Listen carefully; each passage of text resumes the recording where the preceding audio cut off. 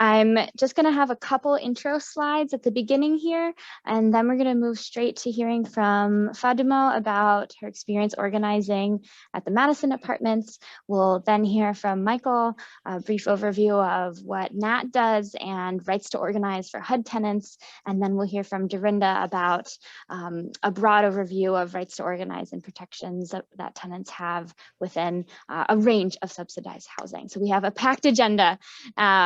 If you all aren't familiar with Homeline, I want to let you know that we are primarily a free and low cost legal organization. We provide legal advice to tenants across Minnesota.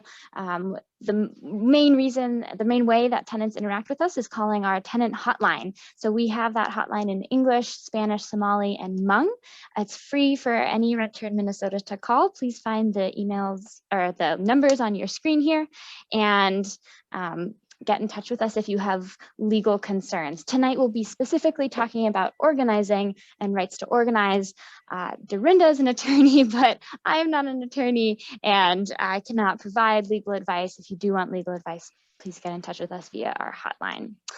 There we go. So a brief overview, what is tenant organizing? I'm sure pretty much everyone watching this tonight is familiar with tenant organizing, but just in case, I want to make sure we're all on the same page about what we're talking about tonight. So what is tenant organizing? Well, tenants organize because they agree there's a commonly shared issue that's affecting everyone in either their building or neighborhood or even nationally. And tenants believe that collective actions can best address that issue. And specifically, tenant organizing often looks like tenant associations, tenant unions, resident councils. They all have different names and they can function slightly differently, but it's the same idea. It's a group of tenants who live in the same building, neighborhood, or other geographical area coming together to organize around collective issues and using political, economic, and social pressure to overcome reoccurring issues. They also can function as social organizations and ways to build community within a rental market that is otherwise, has high turnover and can be isolating. So Homeline supports tenant organizing. We see it as a very important part of the work we do. And this is because why organize? Not all of your concerns as a tenant can be easily addressed through the law. Sometimes there isn't a law for something that you think there should be. And so then you're out of luck there. Additionally, even if there is a law that might address your issue, it can sometimes it can be a lot of work to go through court on your own and take your landlord to court. Sometimes it can be both easier on you, more supportive, and just more effective to organize around that issue with other people collectively. So that's part of why we organize. I am at this point going to stop talking pretty soon here and just move over to our panelists. I want to let you all know that we're going to move through presentations from our three guests tonight, and then at the end we'll have time for questions for a question and answer period. So if during the presentations you do have questions, please put them in the Q&A chat. There's a specific Q&A chat, and you can put them there anytime, and then we'll address them all at the end here. So thanks again so much, and let's start with Fadumo. Thanks for being here tonight. Thank you, Erin. My name is Fatima Salad, and I am one of the, now promoted to one of the, presidents of our association. So in the summer of 2018, a few residents and I gathered with two members from Homeline. Asha, who used to work here, no longer works there, and Ivory, to create what is now the Madison Apartments Tenants Association. I've lived here for the majority of my life, since 2004. It was 2004, and we've had multiple managers back to back. We were exhausted from constantly asking management of the basic bare minimums, such as work orders and the upkeeping of the property. Our problems range from like pipes to no heating and pest control and even safety, Residents were even having their cars broken into, and a vehicle of ours was even stolen. And even the residents, one of our residents actually was shot in our building by a pedestrian. And so, with the help of Homeline and their amazing law team, we got together and we made ourselves positions. We had a vice president, a president, a secretary, a bookkeeper, and we demanded together as an association made up of residents and Homeline to get management to start doing their jobs. As residents in Section 8 housing, we have the right to organize, much like a union. Anything we say or do at a meeting is lawfully protected, and management cannot forcefully insert themselves into our organization. We have the right to organize and cannot be threatened to be evicted or pay any fines for creating or joining this association. So I guess one of our first victories too was that our former president, Abdi, and Karina got the landmark of our building. They went to the city of Minneapolis and they noticed that the gap between the park we lived at and our building actually belonged to us. So we wrote a letter and we got a fence that helped stop the foot traffic into the parking lot. And the crime rate, I guess, went down, and we were no longer afraid of going into the parking lot, and cars weren't being broken into. And that was like a first big win. We noticed that, hey, like we got together and we made this happen. It couldn't have possibly been done by one person, and eventually we connected to EPNI, Ilya Park Neighborhood, a nonprofit organization that helps with housing and renovations and food insecurities. And they helped us through our renovation, and they made sure that we were moved back to our original units, and that management didn't try to increase the rent without telling us.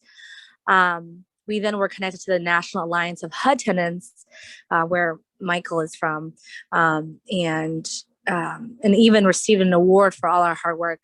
And very recently, we received a House resolution from Minnesota State legislator recognizing our hard work. And that was so shocking. I never thought that we would get that much recognition.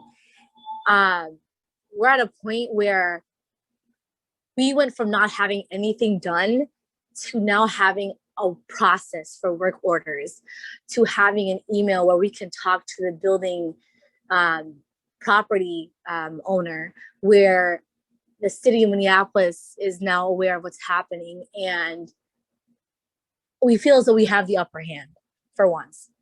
And by all of us joining together, and for fighting this, and for having the residents have our back, EPNI, Homeline, we were able, and we're still able, to get our needs met without the fear of retaliation, because we're one, and so I guess it's so important to band together and to organize, because you just cannot do it alone.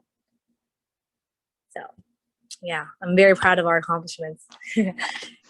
Yes, it's been impressive and exciting to watch the Madison Apartments Tenant Association grow and push for your interests and rights at Madison Apartments over the past 3 years or so. It's really impressive what you all have been able to do, and especially the community that you all have formed around this has been exciting to watch. And I know a lot of important relationships have also been built through that work. And just like you're saying, a really important piece of organizing as well is that community protection is the way that, organizing as a group can provide you more cover as an individual tenant than going at it alone with your landlord. And it's important to know that other people, your neighbors, have your back in organizing, and people are more willing to stand up when they know that there's a whole group of people behind them to support their work. So thank you, Fatima, for all of that information and for the story about your tenant association. I did want to ask one question before we move on to Michael. I'm wondering whether at any point, you mentioned that you and the Tenants Association knew your rights to organize well.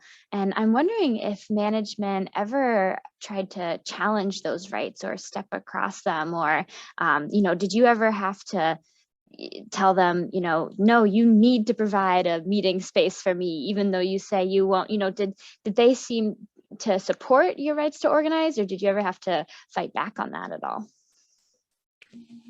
We did butt heads with management. They didn't really say no, but they said it in a very not so subtle manner. So we would do this thing. I love it, but we would send an email. We got an email that said Madison Apartment Tenant Association, so it wasn't really a one person thing. And we would write, "Hey, management, we need chairs in the community space for this and that meeting happening at that time. Per HUD guidelines and this guidelines," where Ivory would send us, that little bit of section where we have the right to organize, put it in the email and say, because of this and this and that, we're allowed to do this. So we need a meeting space for that and that, according to this and that law. And so once you pull out the law, some people really don't want to fight back, So she would make it a little bit difficult to obtain chairs and whatever, but we made it clear that we had the right to do this. And eventually she backed down, but it was not easy. I'll tell you that. Absolutely. Yep. So, and this is why it's so critical to know your rights and to be able to voice them and state them specifically to management to enforce them. I'm linking in the chat here a booklet that HUD published that outlines in a pretty well communicated way, pretty easy to read way, basic resident rights and responsibilities at HUD funded buildings. I send this booklet to tenant organizers all the time. It's a great place to start. It outlines some content that I think our panelists will go more deeply into tonight, but I want to make sure you all have it as a reference point and put it in your back pocket. And some of the rights that Fadumo mentioned are outlined here in that booklet. I also believe it's available in multiple languages, but you may have to ask HUD for a copy or dig around, and maybe some of our panelists can speak more to this. So I'm going to move forward with, thank you, Fadumo, so much for what you shared tonight, and I'm excited to hear more from you in the Q&A as well. So everyone be keeping in mind the questions you have about what happened at Madison, and we'll get to talk more a little later. Michael, thank you so much for being here. I'm ready to pass it on to you and hear more about NAT and organizing with HUD tenants.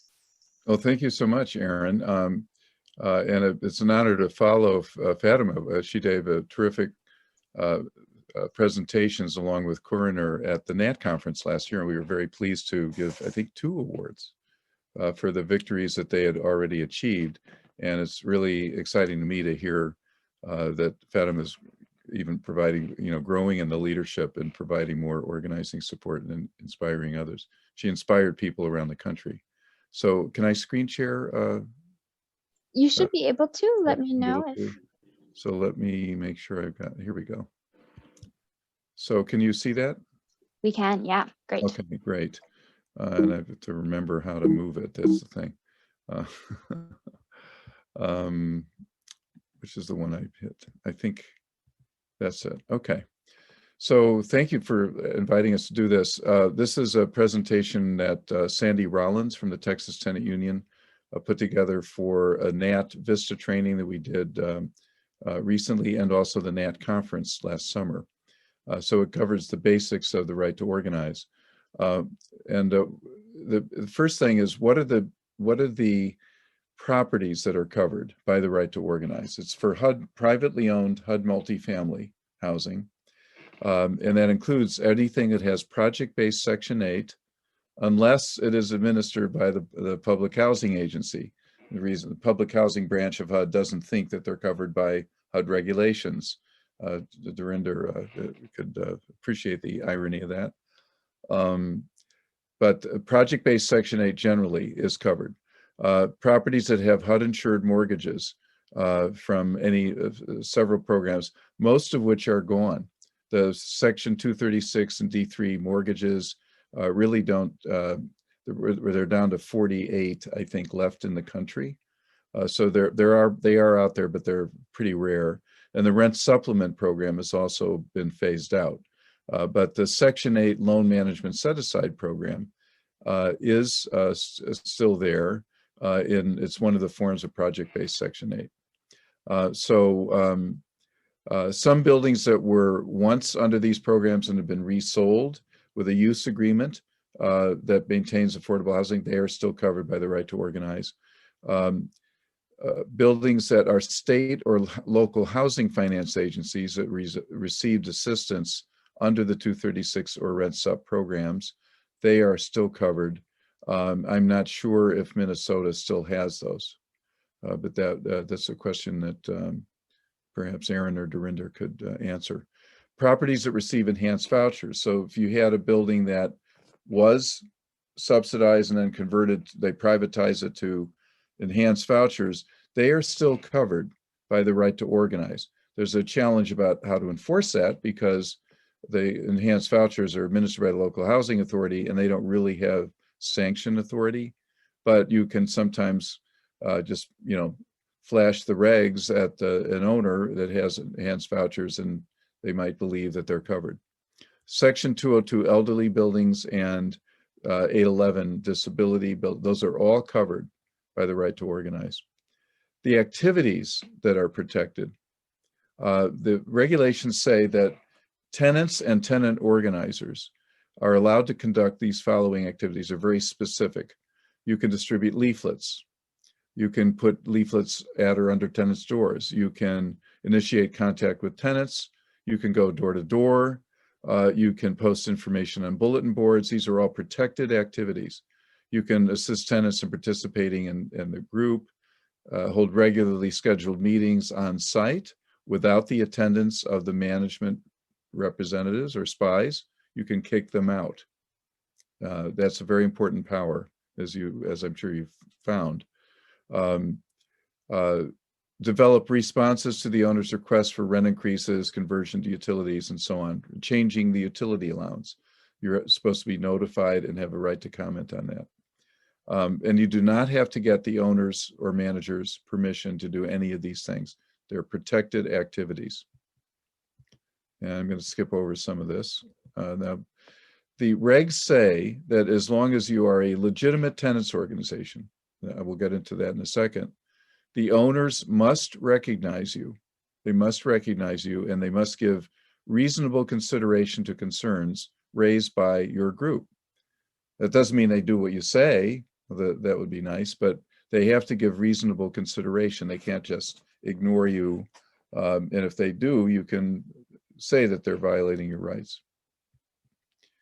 They must give you access reasonably to the community space in the development. They have to make it available to you in the same terms and conditions they would to anyone. And if you are meeting for purposes of forming a tenants organization, that is particularly protected. That has to be a space that's appropriate for tenant meetings. They have to be accessible for persons with disabilities unless it's completely impractical for reasons that are beyond your control. They may charge a fee if approved by HUD, but only if it's normally imposed on the use of the space. There's no requirement to charge a fee, but sometimes we've seen owners, it's, oh, you have to make a $300 deposit. That's not reasonable. So you can go to the local HUD office to challenge unreasonable restrictions. But if they ask you for a $25 deposit that's refundable, it's a pain, but as long as they're doing that to everybody, that's okay. But they're not supposed to inhibit your use of the space for tenant meetings.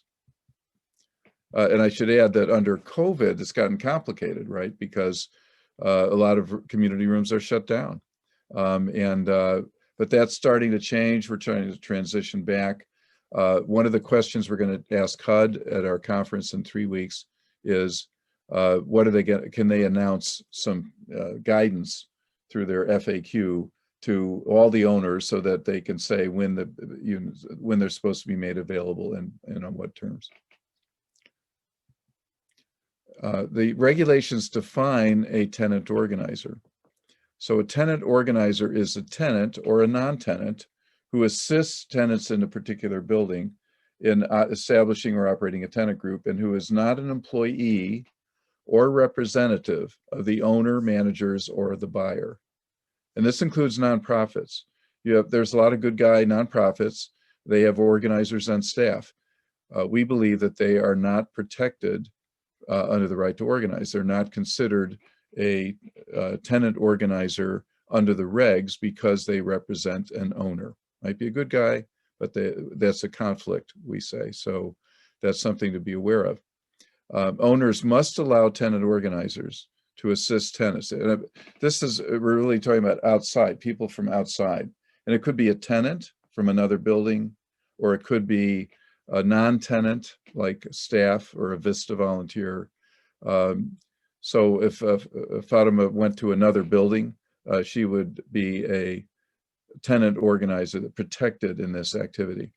So owners must allow tenant organizers to assist tenants in establishing or operating an organization.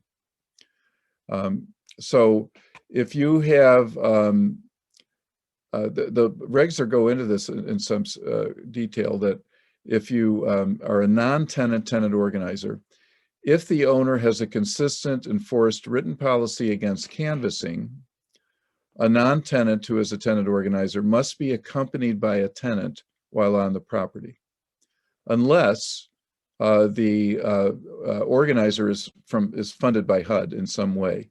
We have a National Vista project that is funded by HUD, so those vistas have a special protection. I don't think you have any of them in Minnesota at this point. You have other vistas, but they're not funded by HUD, so they would not be covered by this particular provision. But so this says that if they, this is only in cases where there's a clear written prohibition against canvassing. You can still go in, but you have to be invited by a tenant. So if the owner has a written policy favoring canvassing, or if the written policy against canvassing is not consistently enforced, right? You know, they let the pizza guy go in or whatever, then any non-tenant who is a tenant organizer must have the same privileges and rights of access as any other uninvited outside party. So this gives protections to outside organizers, and that's important for a lot of groups where management doesn't want people to get together. A tenant does have the right to not be canvassed, to recanvassed against his or her wishes.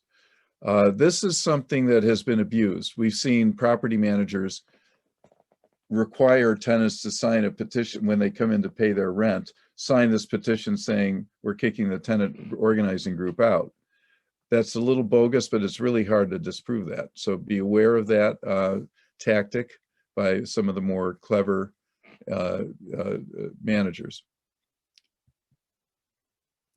Now, there's a separate document called HUD Handbook 4381.5. And I should say, I don't think I said this at the beginning, what we just went through are the regulations that are they're called the 245 regulations. It's 24 CFR, Code of Federal Regulations, Part 245. So all of those provisions about recognizing a group, about what the group can do, the non-tenant tenant organizers, those are in the regulations. But in addition to that, there is a handbook called Handbook 4381.5 that gives examples of unacceptable actions by owners and management agents. And they include, that's listed, unreasonable denial of a meeting space, sending management reps to crash the meeting when they're not invited, evicting or threatening to evict tenants, attempting to buy them off by offering benefits that are not available to everybody, attempting to form a competing organization under the management's control, running for office or serving as a member of the resident. Sometimes you have employees that will run for office. So these are all very specific things. Why are they there? Because we ran across every one of these back in the 80s and 90s. People all over the country, there were no protections like this. And this was out of hard experience and winning and losing hard battles at the building level. And we wrote up these recommendations and surprisingly, got HUD to adopt them in 1994. This is before the regulations came out. So the handbook was revised in 94, and Nat already had this experience, and we got that in there. So it says that these are examples of interference, and as you'll see in a moment, HUD can sanction owners for doing this. So owners or agents who violate any of these provisions and interfere with the organization or participatory rights of tenants can be debarred, which is a big deal. That means they are prohibited from conducting business for federal agencies for a period of time, suspended, limited denial of participation, or civil monetary penalties. On paper, these are all sanctions that can be done. Has HUD ever done that? Almost never. Extreme, I think, I know there's been no fine anywhere that we've heard of. There have been some threats to owners by HUD every now and then when tenants agitate enough, but HUD is very loath to actually enforce these things. So our struggle since the regulations were adopted in 2000 has been to get HUD to actually enforce them. So that's a problem. There is a notice, HUD Notice 2016-5, describes these rights and spells out a process for enforcement. So if you, like the story that Fatima told, you could, in theory, file a complaint under this document. It tells you how to do it. Better to do it with an attorney like Dorinda. You have to, the more proof you've got, smoking gun memo, we're canceling the tenant meeting, that kind of thing, is the stronger the better. And you need to put that in writing and send it to HUD. So when that happens, what HUD does is they call the management immediately, and they say, oh, let's come together for mediation. You can turn that down. The notice, we got it amended so that you can say, no, we don't want to deal with these people. We want you to sanction them. But in theory, they'll try to get you to negotiate at that stage. It's probably better to get HUD to enforce. So if conciliation doesn't work, then they can conduct an investigation. So you can get them right to the investigation level right away. And then upon completion, they decide whether there's a cause or not. So in practice, we haven't seen this happen anywhere. The Texas Tenant Union took it further than anybody for a property in Dallas where vistas were thrown off the property by the owner, and the owner was harassing the tenant organization leaders, and they filed a complaint. HUD agreed initially. We got a notice of violation. That was a big deal. And then we tried to get them to issue fines, and they didn't do it. We heard last summer they weren't doing it. So how did this all come about? Well, these regulations were not a gift from HUD. The tenants' rights brochure that Aaron showed at the beginning was not a gift from HUD. These were all things that came from NAT. I guess I didn't explain NAT a little, but NAT is the National Alliance of HUD Tenants. It's a national tenant union. So the tenant groups at the building level are the unions, like Fatima's group, that are the building blocks of NAT. And tenants formed NAT in 1991, decided to do it, and then adopted bylaws and elected the first board in 92. And we've, a number of organizers like myself around the country have tried to support NAT and its development as a national union. So it's governed by an all-tenant elected board of directors, elected at the NAT conference, which is coming up very soon, by HUD region. So you all are in Region 5. So groups like Fatima's, who are member groups, voting member groups, can designate who their voting rep is, and they can participate in the annual meeting. And they have the right to run for or elect NAT board leaders from that region. And for every 10 groups in the region, you get another seat on the board. Right now, there's only one board seat in Region 5. If enough groups join, you get to past 11 for the region. You can have more seats, up to 4, depending on, so for every 10 groups, you get more representation. So the NAT board, very early on, right at the beginning, said, harassment's universal, we got to get something done. So the first thing was, we went to HUD and said, you need to put a brochure out that tells people that they have these rights. the HUD secretary said they have a right to organize, but they didn't communicate that. So HUD said, okay. They actually invited the NAT board to write the brochure. So Carol Berman and George Moses, who were in Pittsburgh and LA, different cities, got together and they wrote the tenants' rights brochure, negotiated that with HUD. They made some changes and that went out. Now we waited, I should say it sat on the shelf for 2 years, and we came back and said, you got to tell the owners to put it out. So ever since '96, HUD has told every owner to distribute that brochure in appropriate languages to every tenant annually upon lease signing or recertification. If that isn't happening, take that right to HUD and make them do it. And you can order the brochures in bulk from languages from the HUD multifamily clearinghouse.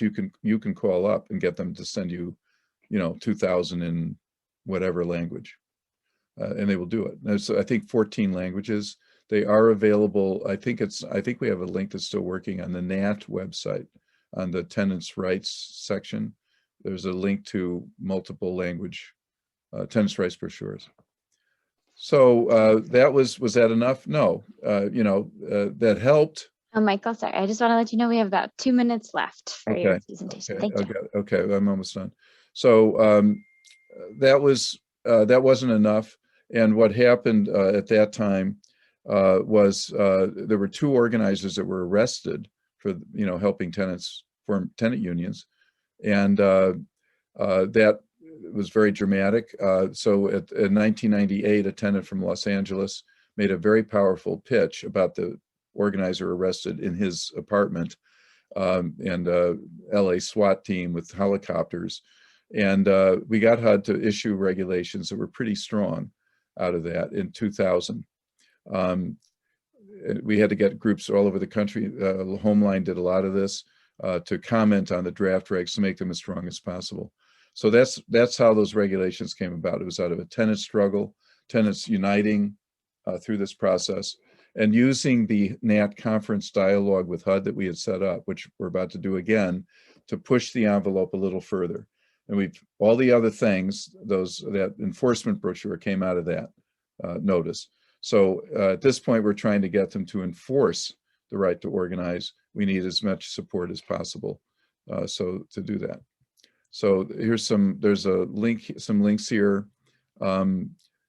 I can share the slides with everybody and you can access these links. Maybe that's how we should do it. Is that okay? Did I finish on time, Erin? Yeah, that's great. Yep. Okay. So maybe what I'll do here is, after the webinar concludes, I'd love to be able to share the slides that you presented on our website. We'll credit you, of course, and also I can post these links, and so people can explore them and have them as reference points. Does that sound right? That sounds right. And there's a nice 7-minute video about the right to organize, which is on our website. Oh, great. By former Vista Pete Sheila a while back. It's still pretty good. So if you go to our website, there's some a number of all of these documents are accessible there too. Great. And just quickly to put it in the chat, is the website, what's the URL of your website? www.saveourhomes.org. Right, Save Our Homes. Save Our Homes. I put it in the chat for anyone interested, and that's where you can find more from that. Well, thanks so much, Michael. That was a lot of really important information, really rich overview of rights to organize in HUD buildings. And I know as an organizer who's worked with HUD tenants, I am so grateful to the work that Nat has done and the power that the organization has built for years amongst HUD tenants. It's created so many more opportunities and inroads to securing, dignified housing within HUD buildings. So thank you for your work. It's an honor to be here, and you all have been part of it. And we invite everybody to come to the NAT conference coming up June 28th to the 30th, and to can I make a pitch or?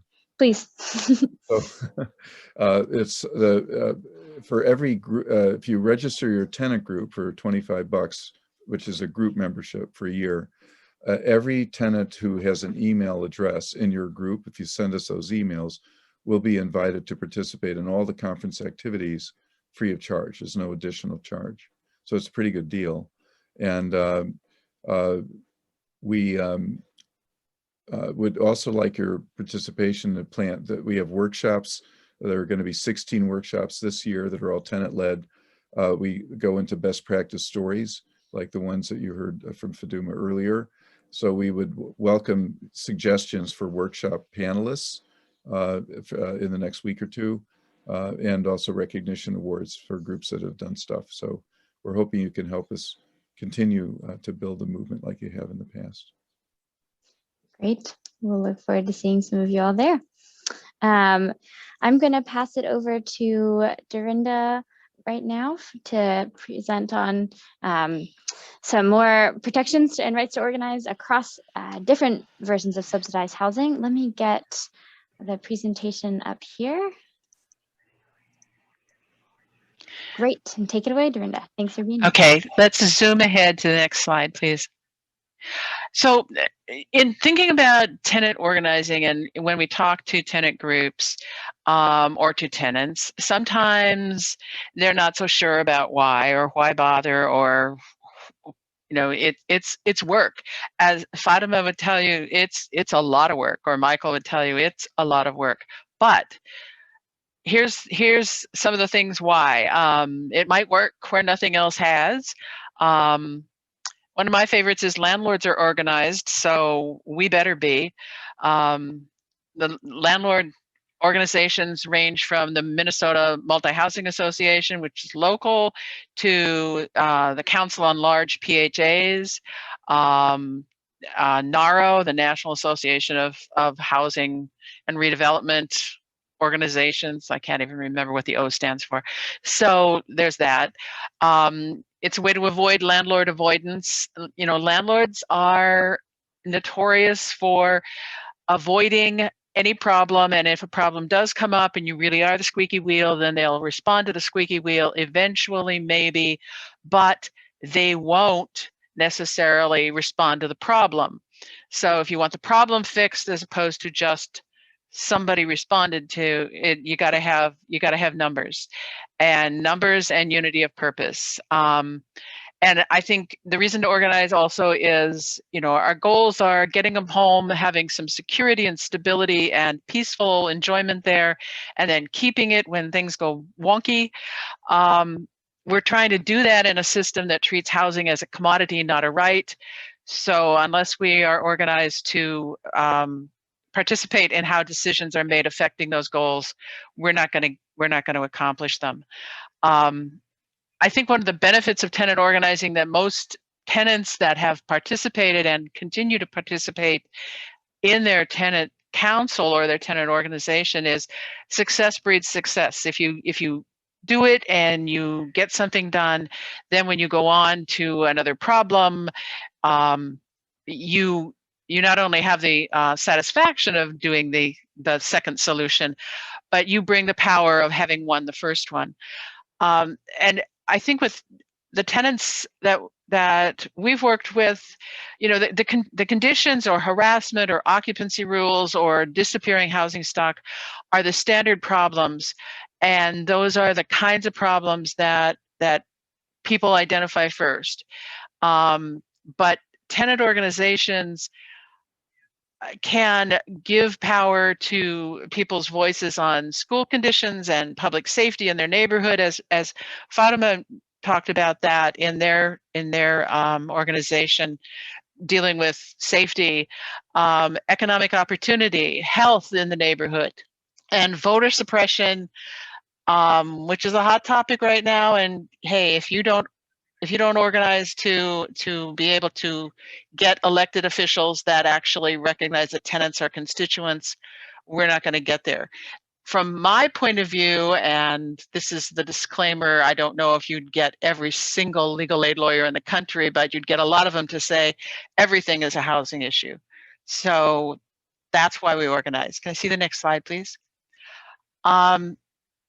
So these tips are things that if you guys are organizing already, you already know this. I lifted them right from the National Low Income Housing Coalition. and I wanted to just talk about them briefly. You know, I think learning from other organizations is really key, and no reason to invent the wheel. And that's why NAT's really useful. That's why Homeline's really useful. So you can talk to other tenant organizations and figure out, so what worked, what didn't work when you were presented with this problem or this kind of pushback. How did you actually confront that and overcome it? Being open means not open to spies. We've already talked a little bit about the spies, but I think that you have more persuasive power if you are as broad as possible in catching the tenants that are part of the organization. So being open to everybody, being democratic. I think, you know, democracy as a way to organize a group is not necessarily what we all see in democratic government as it's touted to us. So think about how decisions are going to be made, how to involve people in decisions, so that everybody has a voice and voices are heard. I have seen lots of organizations fall and fail because they couldn't really work through a process or get a process that worked. Part of what's important for us as attorneys working with an organization is you've got to have a process to make decisions, because somebody has to speak for your organization to your lawyer to tell me what to do. I don't care if it's a committee. I don't care if it's one person. I don't care if it's a lot of people, but there's got to be somebody who tells the lawyer what to do. Knowing your elected officials, I think it's more important, you know, all credit to the Low Income Housing Coalition. I think it's also really important to know who influences your elected officials. Know who your elected officials are and know who has their ear. Pay attention, figure that out, get the intel. Who do they listen to? Do they listen to this company or that company, this employer or that employer? Do they listen to this person with money in your ward? Figure out who that is. For some places, you're not going to have access to meeting rooms if you're not covered by certain kinds of housing subsidy. So you're going to have to look around the community and look for allies there to give you possibly meeting space, to give you access to resources. Email's great, but sometimes you just need a copier that functions, and you may not have one, so you need somebody who's going to let you use theirs. And I think when I've worked with groups, setting goals and set the goals as a group, but also you have to break goals down for anything we do. We break them down into small bites. You know, housing should be a right. Well, that's a great goal, and that's maybe our overarching goal, but that is not, that's too broad, and we can't figure out how. Then, you know, there's 5,000 steps to get there. So you got to have smaller goals. And don't lose sight of the big ones. Don't lose sight of prioritizing. And once you've ticked off one thing, move on to number 2. But don't bite off the entire elephant at one time. Next slide, please. So, you know, in federally subsidized rental housing, the big 3 are these: public housing. What Michael was talking about is, you know, it's known as private multifamily HUD assisted housing. There's a mouthful. Or project-based rent assistance housing, or Section 8 rent assistance housing, because we recycle words. So, you know, all kinds of things will be labeled Section 8, but they're not all the same. And then there's the third one, which is Section 8 housing choice vouchers. Those are kind of the big 3 locally, and that covers a lot. And they're all a little different in what you can expect as far as organizing. Next slide, please. Public housing, that's housing that's owned by a public housing authority. We think we, the royal we. A lot of people like me think that this description of organizers' rights that Michael talked about that applies in project-based housing also is what resident organizers should be, must be allowed to do in public housing. In public housing, though, you can develop two kinds of really contesting, disputing entities. You may have tenant organizing or tenant organizations, and then there's something called the resident council.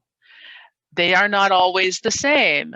The resident council is made up of residents, but they're not necessarily as broadly based. That's maybe the politest way of saying it, but it's broadly based as tenant organizing, as tenant organizations.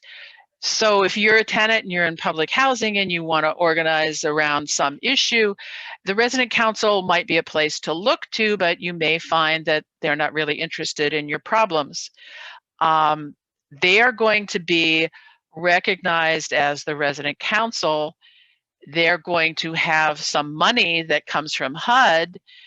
You are not going to have that. If you can't get influence and control of the resident council, then you're going to be working on the outside, and you may not have an ally at the council, or they may agree with whatever your goal is, and they may be an ally to you.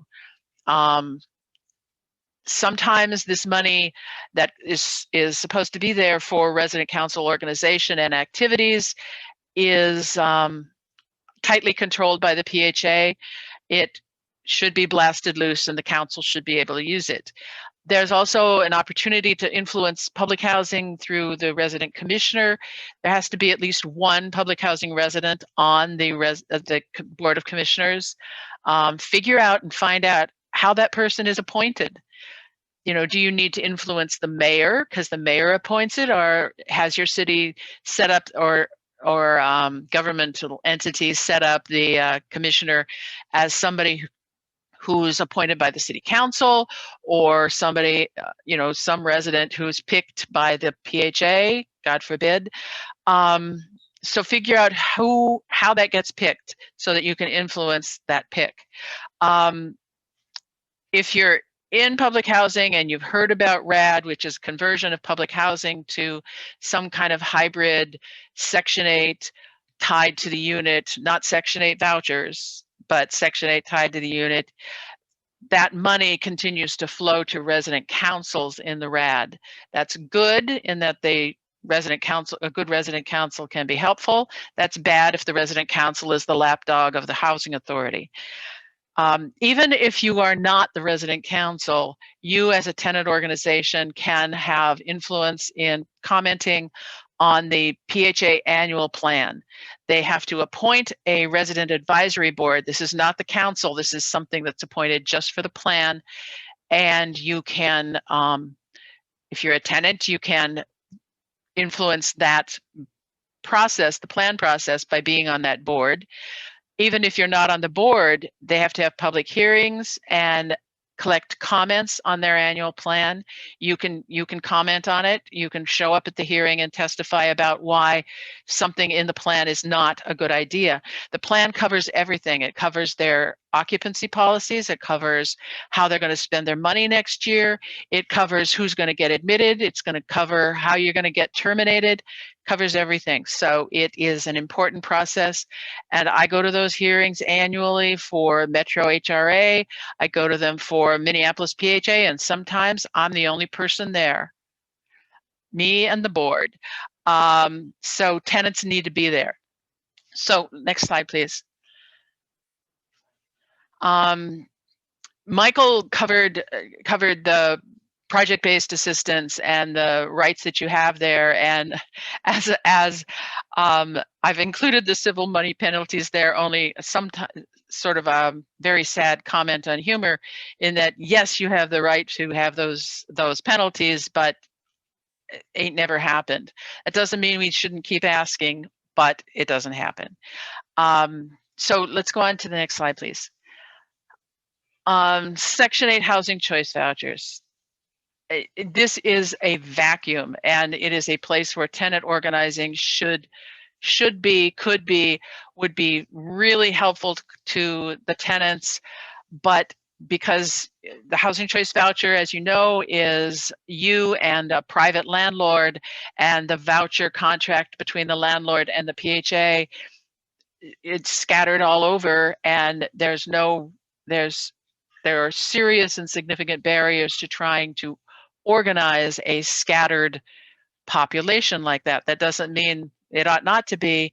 Right now, the only influence that the housing choice vouchers really have is that those participants have to be included in the RAB, the Resident Advisory Board, that comments on the PHA plan. But it's a vacuum of need. That's why this great big slide with all that space. Next slide, please. So this is something that I should not be commenting on at all. USDA rural development housing. My service area is Hennepin County. There are 50 units of USDA housing in Hennepin County, and so I never, ever really have to deal with it. But in outstate Minnesota, greater Minnesota, sometimes this is the only subsidized housing in town. And it's really important that tenants in those agents, in those housing developments, know that they can have these rights as well. If you have questions about rural development and tenant organizing there, then I think that a good source for that information is at the National Housing Law Project. There are people who specialize in rural development housing, and I can tell you that you can just cold call there and ask for that person, and they will get you in touch with them. Next slide, please. The last big, and it's not really HUD housing at all, is low-income housing tax credit housing.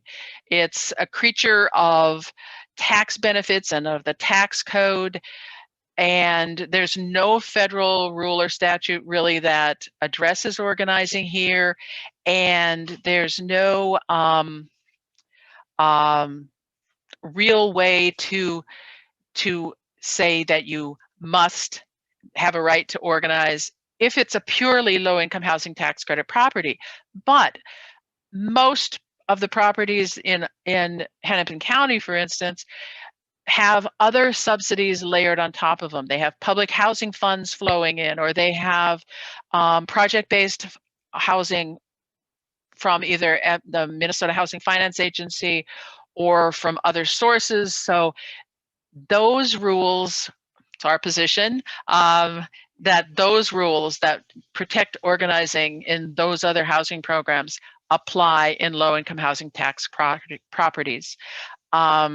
So don't give up just because that's what you've got. There's also an opportunity, I think we could get or try to get a right to organize and get protections for organizing through the Minnesota Housing Finance Agency that allocates these tax credits in its QAP, the QAP. This is a qualified allocation process. That plan, qualified allocation plan, has to come up every year for evaluation, and that's where they put in rules that govern how those tax credits are allotted out to financial syndicates so that they get credit on their taxes for providing affordable housing. We use the term affordable kind of loosely there, since it's based on the area median income, which this year for our metro area is $104,000. So some is more affordable than others. But if we had people commenting on the QAP that wanted to put a focus on tenant organizing rights, that would be a good thing. That would be a great thing, actually. So next slide, please. Time for the Q&A. Yes, thanks so much, Dorinda. We're not missing any of your slides, right? I think that was the last one, just making sure. Good. We're just here at 7. So if anyone was joining us until then, thank you for being with us. And I will be posting the recording and the attending slides on our website, as well as some links that Michael had provided. If for anyone who's willing and able to stay, we'll take some questions now. I'm going to start with what we have in the Q&A. It looks like I've been reading through, Nicola, you have a lot of questions pretty specifically about interactions with the Public Housing Authority. These are really important. I'm going to start with some questions that are broadly applicable to most people on the call, and then we can get more specific. I think I'll wrap us up at about 7:10. So let's see. We have a question here that Nicola is asking about.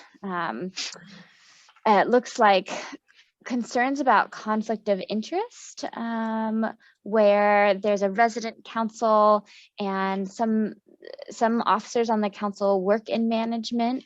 And so, yes, this seems to be a question about the relationship between the sometimes often troublesome resident council that you mentioned, Dorinda, and tenant organizations and buildings.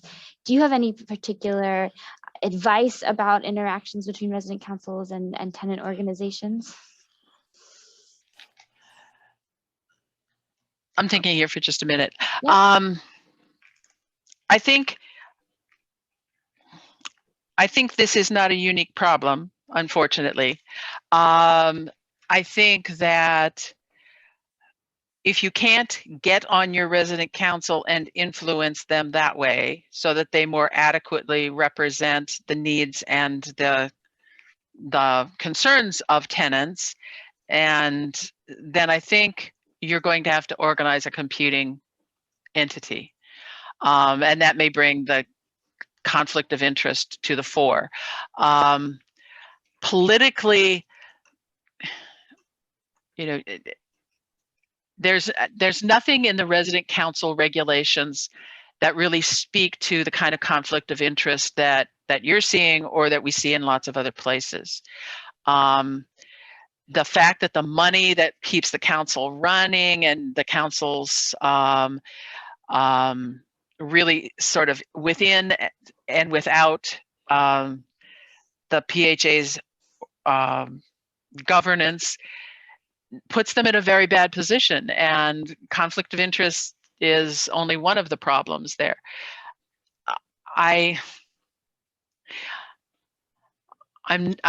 don't, even though I'm a lawyer, I don't necessarily believe that getting inside and working from inside works all the time. You may not have time, or you may never get in.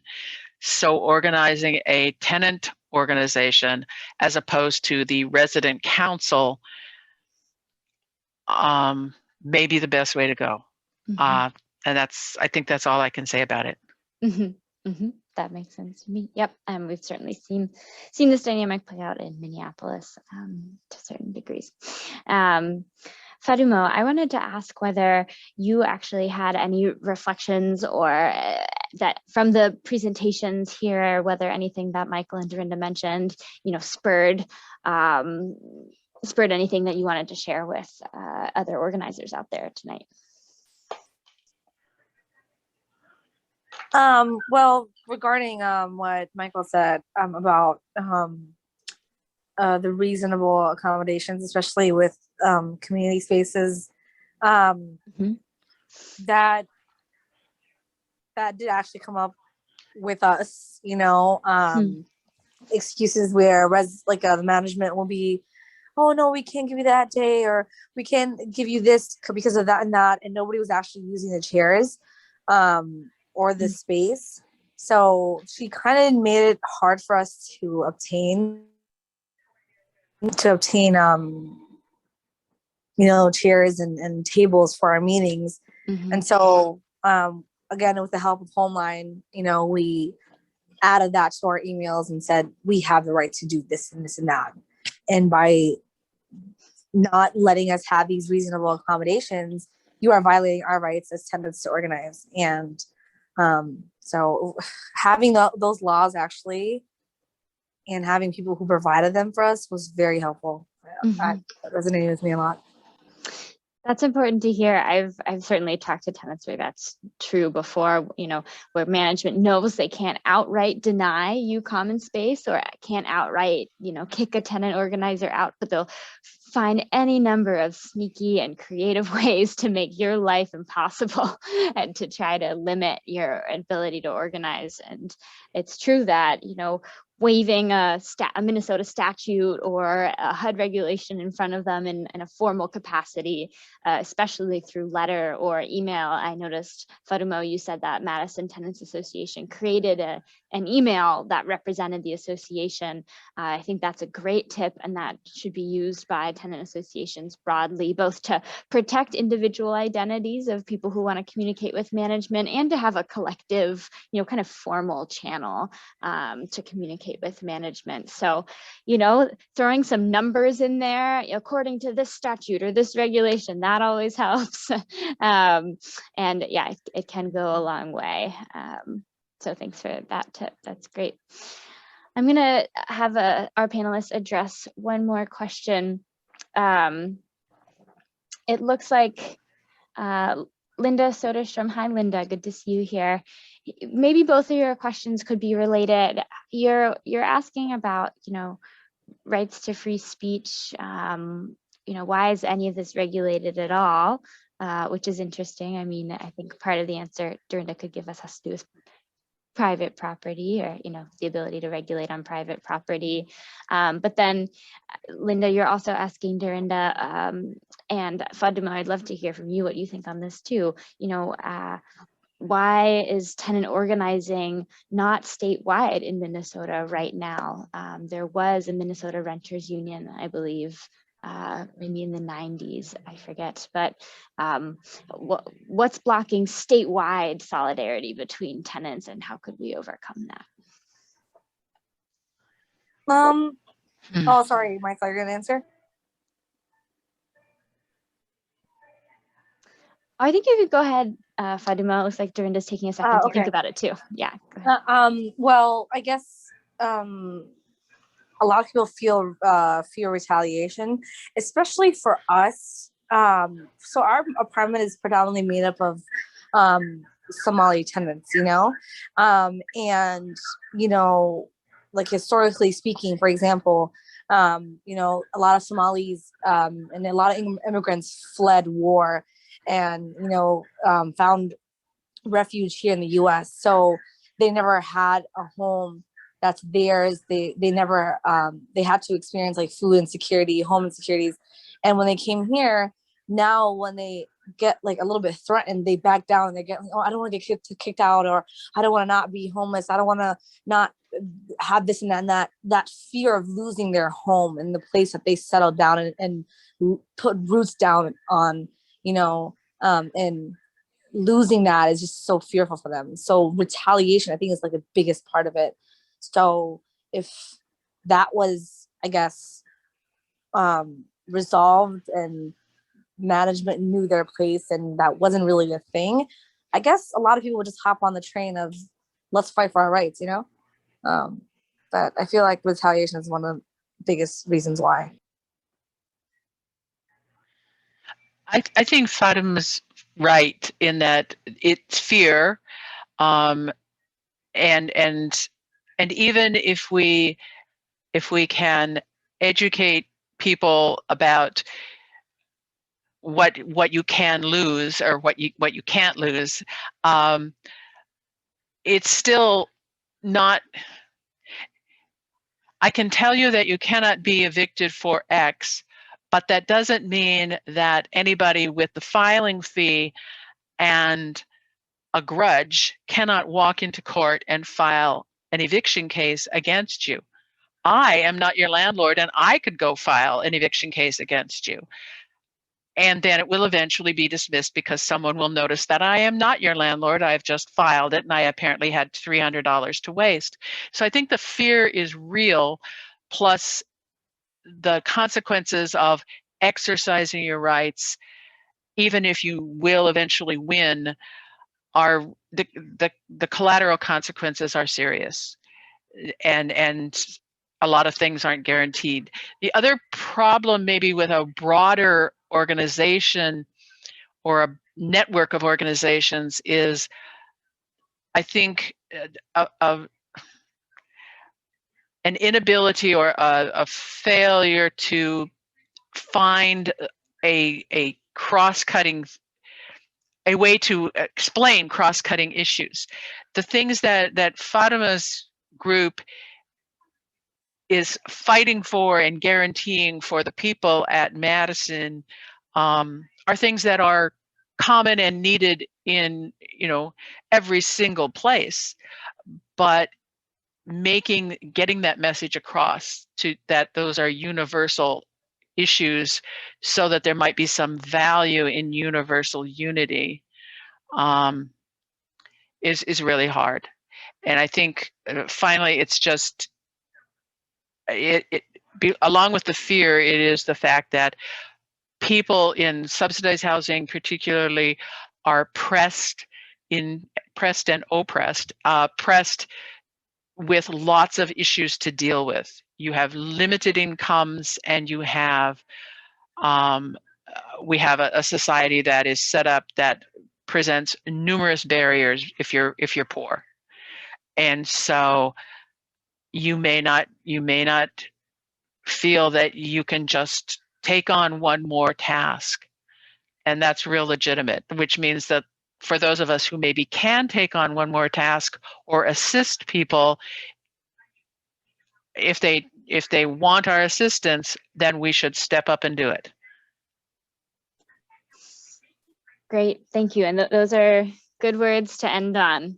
If we can and we have the space, let's step up and do it, because Minnesota renters, we all need, we need a lot more than we're getting from the system right now, and we're only going to get it if we ask for it. And speaking of retaliation, you know, Minnesota law, statewide law, doesn't have good protection against retaliation. It has some protection against eviction, but it could be different. And anyway, there are big goals. As Dorinda said, there are small goals and big goals, and we shouldn't lose sight of the big ones. With that, I want to say thank you so much to our panelists for being here tonight. Thank you to all of you for attending. I love these webinars because it's exciting to start to do exactly that, to connect with tenants all across Minnesota. I think, you know, COVID has provided some strange blessings, as terrible as the experience has been, and one of which being the chance to connect virtually more than we would have, you know, maybe previously. So thank you all for being here, and let's stay in touch. The recording and the resources will be posted on Homeline's website, and I will follow up with all our attendees tonight in an email about that and inviting you to future webinars. So thank you, everyone. I hope you have a good night. All right. Thank you. Yeah. Thank you.